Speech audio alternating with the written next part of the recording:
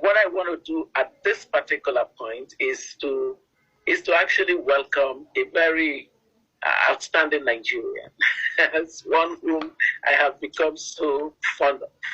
Only just recently catching up to the incredible work he's been doing. Professor Wale Suleiman, who is the distinguished guest speaker at your matriculation. So in order to usher him in to take the digital floor, we would play a video that gives you an insight into this incredible personality that we have with us today. Tonight we're putting a spotlight on a local doctor whose work is changing and in some cases saving lives in the metro area and overseas. Dr. Wale Suleiman is a neurosurgeon at Oxnard Hospital. Most would consider that a full-time job, but as you're about to see, this doctor has a motor that's operating on 2 continents. Nigeria. Can you stand on your tiptoe for me? New Orleans. They're not on the same plane, but every month, Dr. Wale Suleiman is on an airplane connecting the 2 regions in his own unique way. Hey, how are you? I figured out that, if I had been given all these opportunities and to get where I am in life, the least I could do was to give back. Suleiman is a spine and brain surgeon at Oxnard Hospital. On this day, he's following up with a former patient, Joseph Canizero, who suffered back pain for years. Canizero wanted to avoid surgery, but that pain intensified to the point it severely affected his walking. I've been in severe pain for over a year. I had 4 epidurals in the last year, and not one worked. He then turned to Dr. Suleiman and underwent spine surgery back in December. Can I see you walk? After a year of agony and impeded mobility, Canizero was able to walk virtually carefree the day after his surgery. So it's not far-fetched to say that your meeting Dr. Suleiman was life-changing.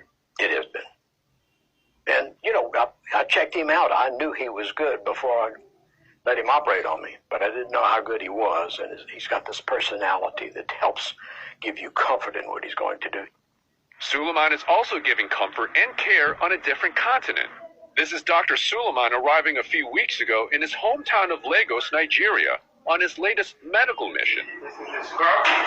Soon after touching down, he's preparing to perform spinal surgery on a Nigerian patient. All of it for free. My philosophy is whether you are a Nigerian, a Vietnamese, an American, everybody should have access to some degree of good quality healthcare. Dr. Suleiman started his medical missions to Nigeria back in 2010. In the beginning, he would leave his post here in Oxnard every few months and return to Africa. Now, it's every month, spending 7 to 10 days performing surgeries and ultimately saving lives. Suleiman came across this woman in Nigeria 3 years ago. At the time, she was 40 years old, pregnant, and suffered from severe headaches. When I met her, she was comatose. She was not able to open her eyes. She was not able to move. Take a look at her CAT scans. They revealed a large brain tumor. Within hours, she underwent a C-section, and Suleiman performed emergency brain surgery. The tumor was the size of my hand. The size of my hand. She's been dealing with this for years, with headache, and not until she actually manifested with a seizure did somebody take it seriously to take her to the hospital. The next day, she was opening her eyes. She was now interacting with her husband. The following day, she was up and about, actually feeding herself. So that's why I continue to do that. Because I think you can really make a significant impact on people that would otherwise be hopeless. She would have died if we couldn't intervene. This is video of the woman after surgery. Once comatose, now seemingly cured. The New Orleans to Nigeria endeavor is demanding. Suleiman has to say goodbye to his 3 children every month. He also agreed with Oxnard to give up 15% of his salary so he can have a flexible schedule to travel. My wife supports me everything in what I'm doing, so thank God for online shopping. Suleiman says his wife's support is a pillar of his medical missions. After earning success as a surgeon years ago, Suleiman says he was looking for more meaning in his life. He had a constant question for his wife. I always ask her, what is it all about? When we've done something, is that it? Why are we doing what we're doing? I think it's about purpose. Everybody in life, you need to figure out what your purpose is. He found that purpose in Lagos, Nigeria, where he was born. This this was his childhood home. The future doctor came from a family of 10, raised in a place he described as a deep ghetto. Where we hardly had any electricity and water. My parents don't have any Western education. They can hardly write or read in English. The son of illiterate parents dedicated himself to school. With the help of a network of local and international supporters, Suleiman earned his medical degree in Bulgaria. His stints took him to Canada, where he met his future wife. They ultimately settled in the New Orleans area. In his decade at Ochsner, he worked his way up, eventually becoming the chairman of the neurosurgery department. Even with his professional achievements, this, he says, is the most rewarding. And so that's the driving force. That's what really keeps me going.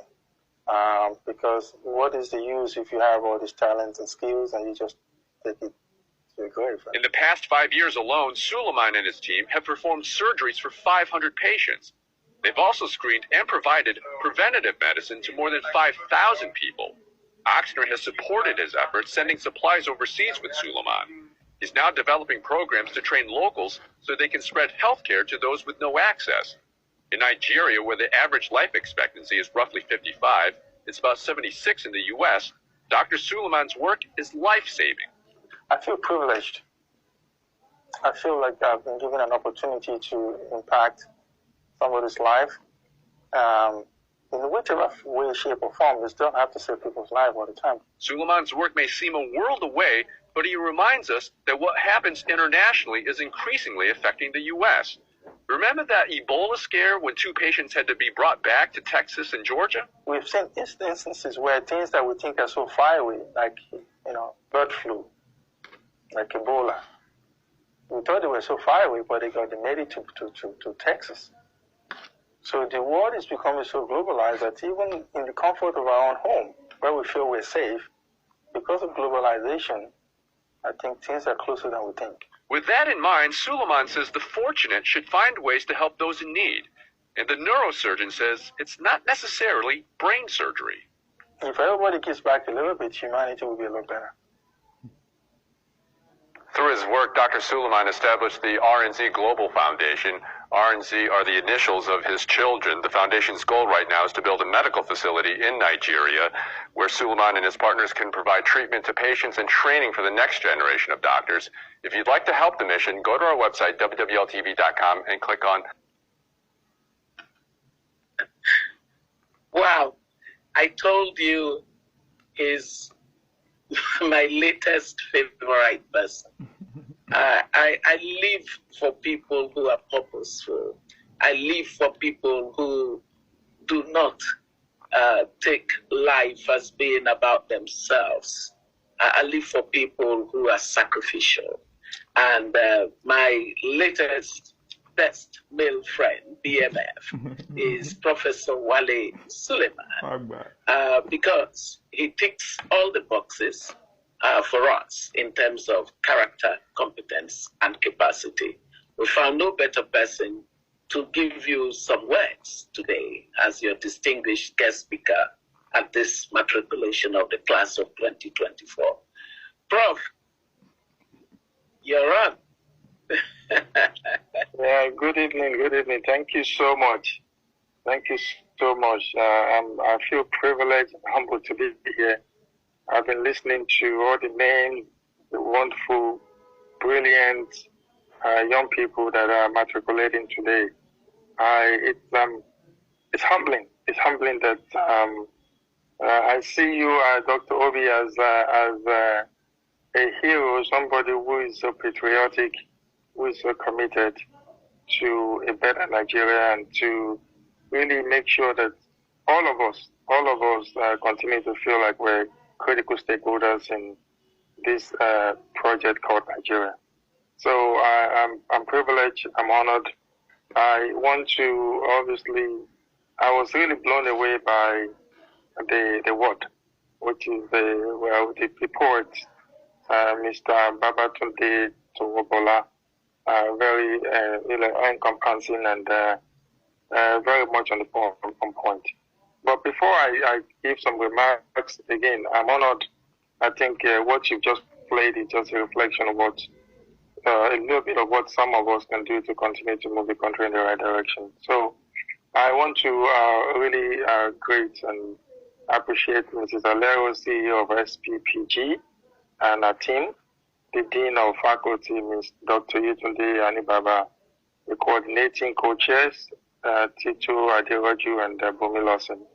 Of course, the man that just blew our mind away was Mr. Babatunde Tuobola and the matriculating students. I think you have an opportunity of a lifetime to actually fully understand what democracy is all about. I think it's very easy to conclude that maybe democracy doesn't work in Africa, but it doesn't work because the people don't participate. You're now going to become advocates, angels, and scholars in the democratic process. So, but I must say that I am really, really impressed. I've read a lot about the founder and the outstanding, patriotic, amazing, brilliant founder of SPPG, Dr. Obiageli Ezekwesili. She's really shown that if we put our mind to something, we can make it happen, and she never gives up. And for this, I really, truly appreciate you. Again, I appreciate the opportunity. So I'll just say some key points that may or may not be relevant, but I hope you can learn something from it. So I'll start with a quote. And I said, the quote goes as such. It says, "The world will never respect Africa until Nigeria earns that respect. The black peoples of the world are looking to Nigeria for pride and confidence.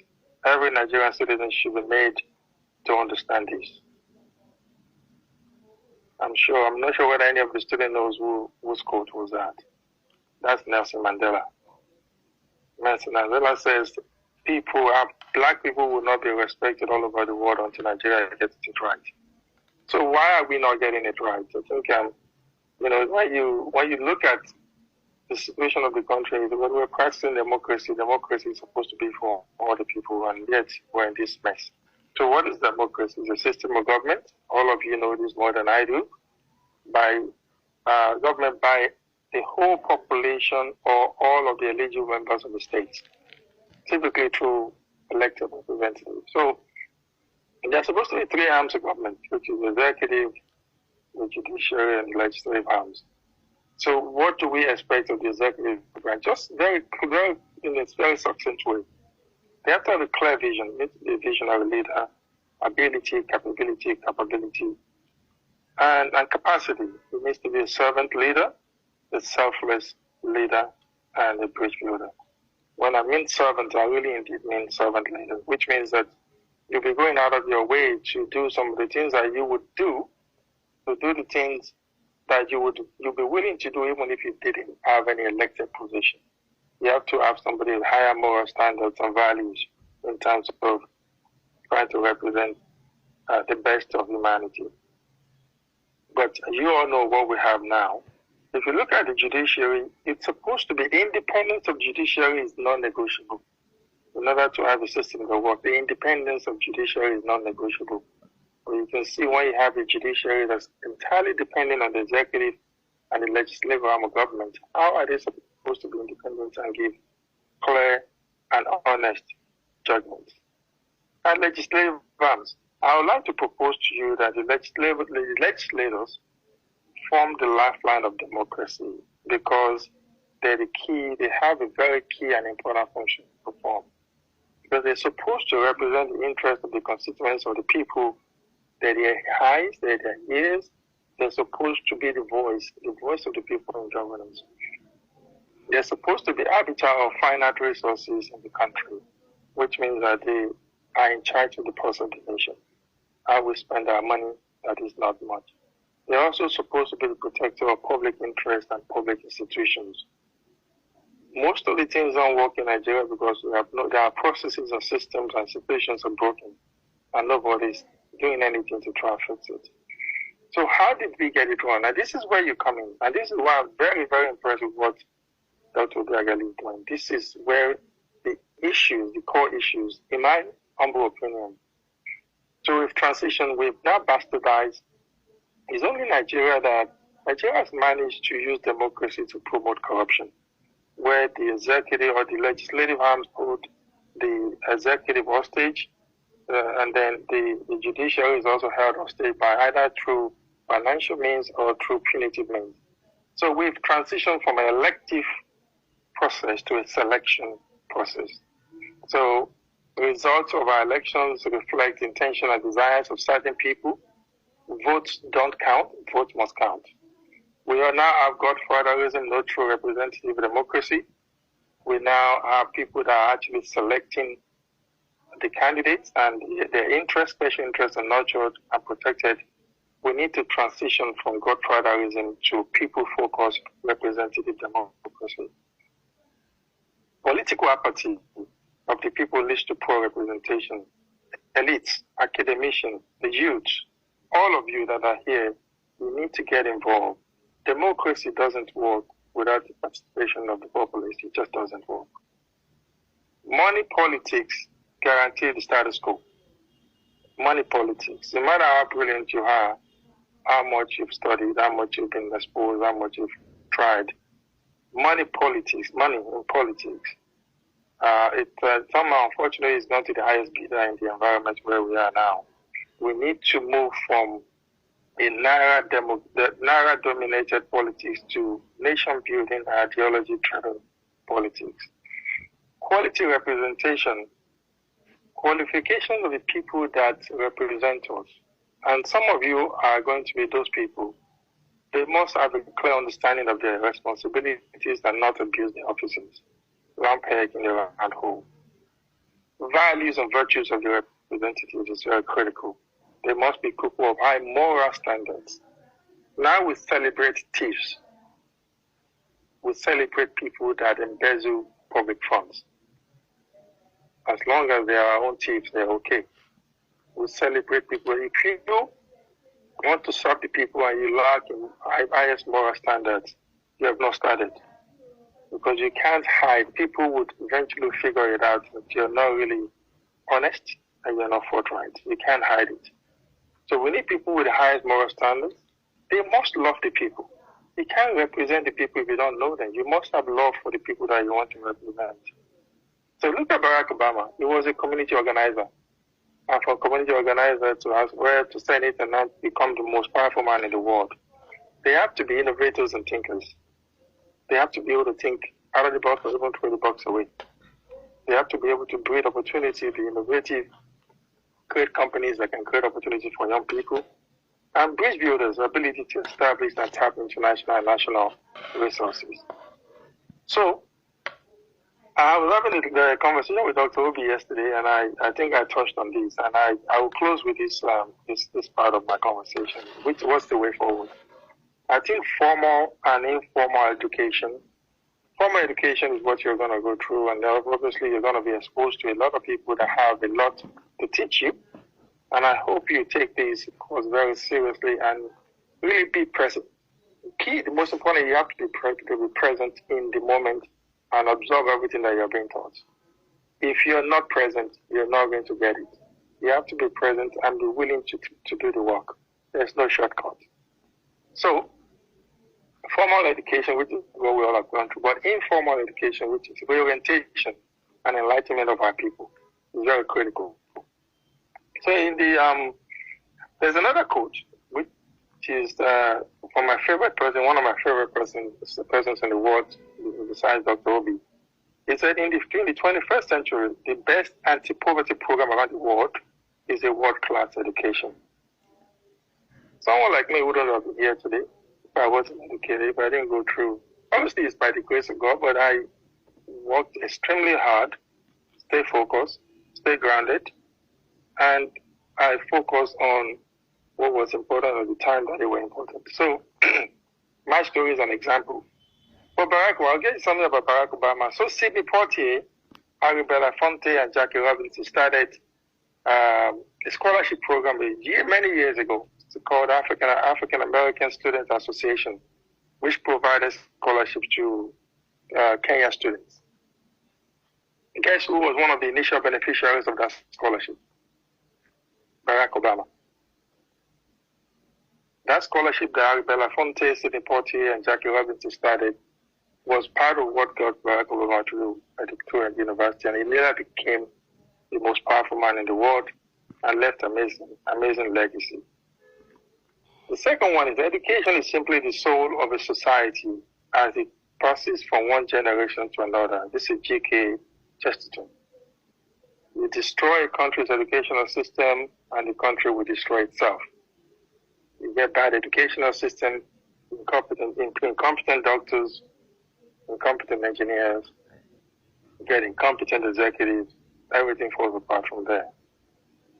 Do you know that we have a very rich and amazing history? How many of you know about Kosoko and his Lagos army? How many of you guys have read about Atairo the Great and the Fulani herdsman? How many of you guys know about Alimotu Pelewura and the women? How many of you guys know about Michael Limodu, Fumilara Ransom Kuti, the Iva Valley miners? How many of you know about countless, all our heroes, the people that actually fought for our independence? Have you read the biographies? We have an amazing history. We will rewrite it to get it back on track, but we need to know our history. Those people fought for our independence by voting on December 12, 1959. How many of you have been taught about the Nigerian Constitution or read the Nigerian Constitution? We lose actions. We lose sight of the people that are actually important and begin to transition to hero worship. We worship people that have no value to add to our society.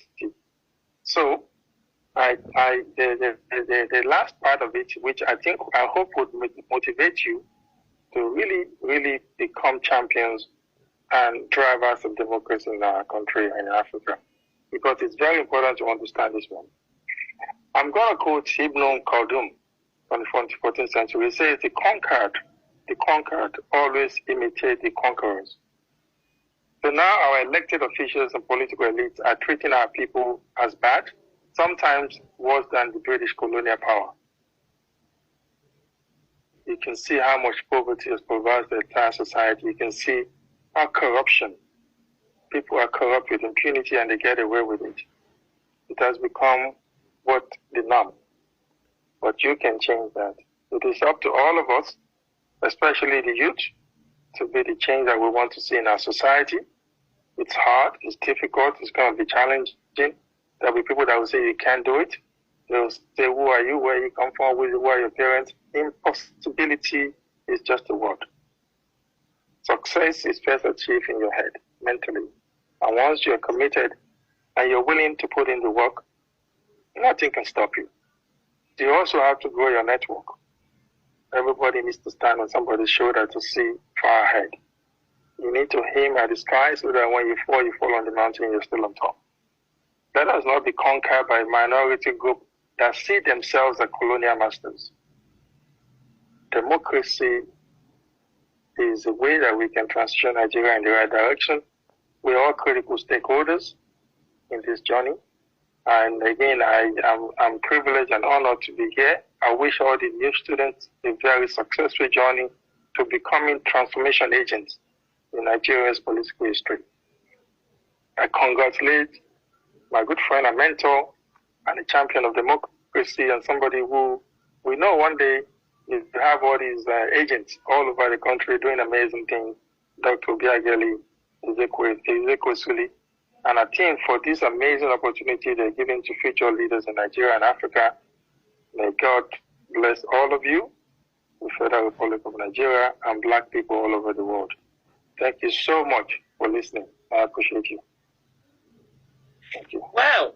What do you do after listening to such inspiring speech? And I don't mean this in the very normal, average kind of way, pedantic way that people talk about inspiring. But I do know that you all are inspired tonight because this is a really great speech. This is a speech with credibility, with authenticity, with the legitimacy that comes from a soul who has practiced everything that qualifies him to be your distinguished guest speaker for tonight. But there is something he did not tell you, and I would like him to tell you about that, because that's so contextual to those of you that are matriculating today. Prof, you have to tell them the other part of your life that I only got to know when we began to talk a little bit more. Well, again, I think, once again, thank you very much. I hope it was useful. I hope you guys learned a couple of things. But so, the chat is busting, by the way. The chat section is, and we're going to just try to get it for you so that you will see exactly the sentiment. So I think I want to kind of develop this concept of servant leadership, servant leader. I think a lot of what we've been doing has to do with service to humanity. Whether you're an executive, you're a doctor, you want to serve, and you have to be wanting to serve. So I was approached in 2018 when there was a transition in Kwara State to come and help. And I served in the government for a year as a special advisor on Earth Matters, and then I resigned. But I still continued my philanthropic efforts in the States. And eventually, somehow, for some reason, I was cajoled. I guess that's a good word. I don't know. I started being approached by, first of all, two things happened that never happened in Nigeria. First of all, somebody resigning from a political office. I guess that never happens. And then the second thing is that somebody resigns and they still continue to do philanthropic work. I guess that doesn't happen. And so a group of political elders asked me to come and run for office. That if you were doing all these amazing things with your own money and your own efforts, what if you had a position to help people, you would do more? And I also realized that, individual ability and capability and wealth can only go so far. If you're in a position of government, you can do amazing things if you have the right intention. So after 2 years and a lot of consultation and prayers, I ran for Senate in the Kwara South Senatorial District under the Social Democratic Party. And it was a very, very interesting experience. I learned a lot. Everybody was scared. They said, you're going to be with thugs and hooligans, and those people don't care. They will kill you. They'll kidnap you. That's why I'm saying impossibility is in the mind. It's just a word. If you are determined and you see, we're so smart to figure things out, but then we're so timid when it comes to fighting for what's right, especially fighting for our country. So I figured it out. I studied the people. I understood their games. And we started. We were very strategic. We played our own game. For the first time in Kwara South, we had debates. We actually drive ideology-driven political campaign. We went to every nook and cranny, everywhere. We went and met with the people. We traveled day and night. Of course, we had security, but we were very much on point. We mobilized the youth. We mobilized the educated, the civil service. And let me tell you one thing. For somebody who is coming from U.S., joining politics as a new person and running for Senate, I want 25,000 votes. 25,000 votes. The person that won the election won about 32,000 votes. So APC won the election, PDP, and then I came third. So that's unprecedented. So it just tells you that if you put your mind to it and you work extremely hard, it is possible. But you know that if everything was right, because we had a better program, during the time I was running for office, I was given Commander of the Order of Niger by the president of the party that I was running against. So people still didn't get it. So what I'm saying is that if everything was right, by all indication, people felt we were going to win that election. So I'm saying this story because I don't think that I'm doing anything extraordinary, but I just hope that you would actually believe in what you say and be able to do what you say. And not just say it so that somebody else who's listening will hear it. You need to walk the talk and talk the walk. And really be committed to the change that you want to see around you. Your communities need all of you. You go to a ward meeting, a party ward meeting. Let me give you an example. All the people you see there are farmers or people that cannot even stand up and make an objection to what somebody who comes from somewhere else is talking about. Imagine if you get graduate, educated people to start attending party events, going to the ward meetings, and being vocal and saying what needs to happen. Imagine the transformation you can see. So, Dr. Obi, I need to stop talking because I can keep going. But I appreciate the opportunity to talk. Well, class of 2024, you may want to really give a resounding applause to our distinguished guest speaker. I cannot thank him enough. And if you should know what it took for us to bump into his schedule in the way that we did, and here he is sharing. And the truth is, Professor Suleiman, you are the reason why we must never stop believing that there is so much good amongst us, regardless. So on behalf of the school, my dear sister Lero, the dean, the rest of our team, and the students, we just really want to say thank you. And the wider Fixed Politics community, we thank you so very much. And, you've become a part of this community. So, there's no going away for you. Thank you very much. And God bless you. So, thank you so much. Class of 2024, thank you, Ali. Class of 2024, I want you to know that this is only just the beginning of the things you will be experiencing now that you have entered into this community.